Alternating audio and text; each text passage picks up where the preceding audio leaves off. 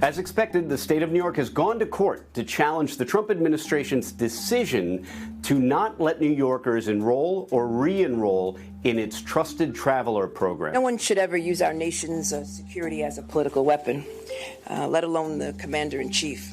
And that's why just a short while ago, our office filed a lawsuit in the United States District Court for the Southern District of New York, seeking to stop the president and his administration from punishing New York for passing its own laws. New York says this ban of its citizens is nothing more than political retaliation for New York legislation that the Trump administration doesn't like. New York's new green light law instructs its DMV to issue driver's licenses without regard to immigration or citizenship status. That same law, in order to incentivize people to come forward and get their license, prohibits sharing that DMV information with federal authorities.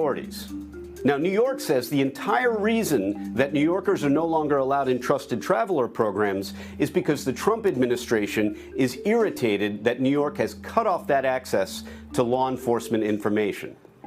New York has a couple different legal arguments. One is that federal law creates the conditions and the qualifications for entry into the Trusted Traveler program, not the whims of the Trump administration. Another argument is constitutional. The federal government cannot force an individual state to carry out its own federal policy. That would be a constitutional violation.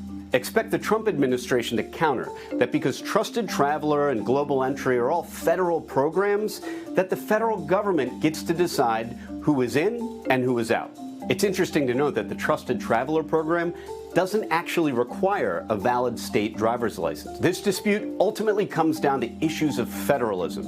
That's the term for the often tenuous balance, the push and pull of power between federal and state governments.